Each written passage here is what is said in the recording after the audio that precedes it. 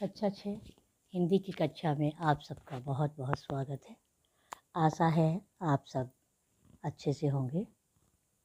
आज हम लेके आए हैं पार्ट 5 मेरी माँ, जो राम प्रसाद बिस्मिल जी द्वारा लिखा गया है। उसके प्रश्न उत्तर। क्वेश्चन नंबर 1 है, नीचे दिए गए प्रश्नों के उत्तर के रूप में 3 विकल्प दिए गए हैं। सही विकल्प पर सही का निशान लगाइए। क्वेश्चन है, बिस्मिल की माँ का विवाह, उसके ऑप्शंस हैं 11 वर्ष की अवस्था में हुआ था, खा है 18 वर्ष की अवस्था में हुआ था, गा है 20 वर्ष की अवस्था में हुआ था। तो इसका आंसर सही है, बिस्मिल की माँ का विवाह 11 वर्ष की अवस्था में हुआ था। अब 12 नंबर क्वेश्चन है, विवाह के समय बिस्मिल की माँ, ऑप्शंस हैं गृह कार्य में दक्ष थी, खा अशिक्षित ग्रामीण कन्या थी, गा शिक्षित एवं रूपवती स्त्री थी। तो इसका सही आंसर है अशिक्षित ग्रामीण कन्या थी।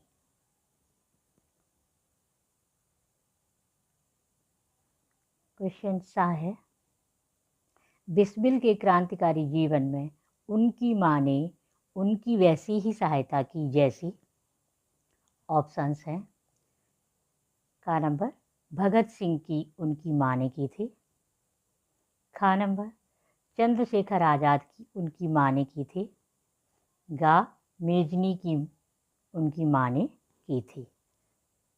सही आंसर है मेजनी की उनकी माँ ने की थी।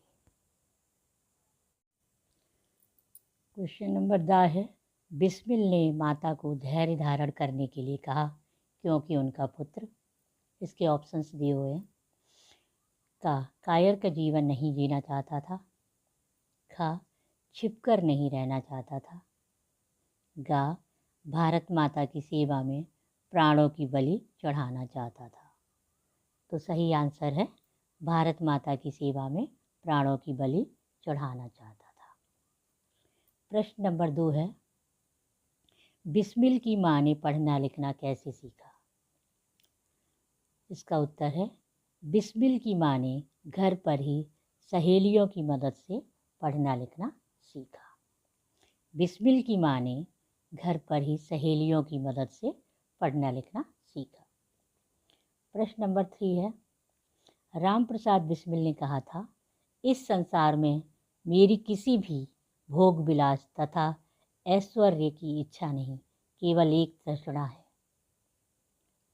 वह तृष्णा क्या थी? लिखिए।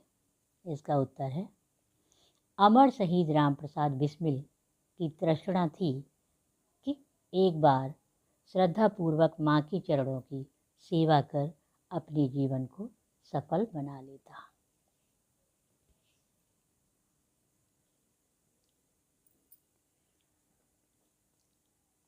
अब भाषा की बात से है। प्रश्न 1 है, प्रबंध में प्र, परिश्रम में पर, अवलोकन में अव, निर्वाह में निर उपसर्ग लगे हैं। इन्हीं उपसर्गों की सहायता से 3 नए शब्द बनाइए। प्रा से क्या? ये इसका प्रा से है प्रवेश, प्रयोजन, प्रमुख, पर से परिमाण, परिवेश, परिक्रमा, अब से अवशेष, अवमानना, अवगुण, निर से निर्जन, निरक्षर, निर्जीव। अब प्रश्न नंबर 2 है, अवर्णनीय में ईय और धार्मिक में एक प्रत्यय है। ठीक है, इन प्रत्ययों की सहायता से 4 नए शब्द बनाइए। जैसे ई है तो क्या हो गए, इसके शब्द क्या बना दिए इन्होंने? अकथनीय, असहनीय, दर्शनीय, अतुलनीय। इक से क्या बन गया? सामाजिक, मासिक, दैनिक, वार्षिक। ऐसे और भी शब्द बनाए जा सकते हैं। प्रश्न नंबर 3 है, निम्नलिखित शब्दों का संधि विच्छेद कीजिए। संधि विच्छेद, संधि विच्छेद। परमात्मा, परम धन, आत्मा, भोजनादि भोजन धन आदि, शिक्षादि शिक्षा धन आदि, प्रत्येक प्रतिधन एक, सदैव सदा धन एव।